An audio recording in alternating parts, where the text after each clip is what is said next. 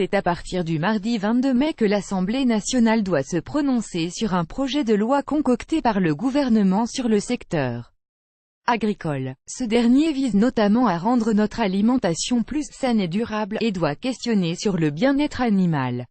Alors Sophie Marceau interpelle les députés et nous interpelle nous tous également en nous demandant de signer la pétition pour interdire l'élevage en batterie comme il se pratique encore en France. Ça se passe aujourd'hui dans un élevage de poules pondeuses des Côtes-d'Armor. On y voit 180 000 volatiles entassés jour et nuit dans des cages qui s'alignent à perte de vue sur plusieurs étages. Certains en état de décomposition, parfois très avancé, sont laissés au milieu de leurs congénères qui les piétinent et les picordent. Cette vidéo choc est tournée par l'association L214, comme l'ont été celles des abattoirs, du gavage industriel, des lapins angora dont les poils sont arrachés à vif car plus jolis, bref toutes ces ignominies que l'on dissimule délibérément au grand public.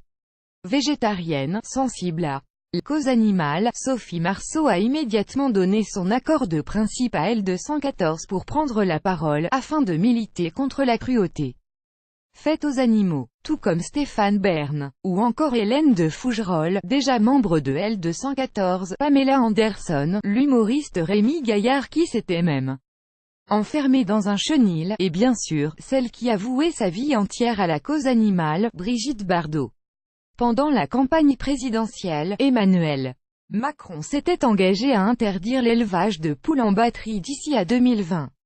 Quant à la proposition de vidéosurveillance dans les abattoirs qui avait été votée par l'Assemblée nationale et devait être rendue obligatoire au 1er janvier 2018, elle a été suspendue.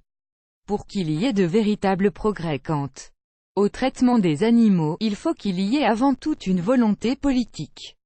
Dans la vidéo, Sophie Marceau cite l'écrivaine Marguerite Le Yourcenar.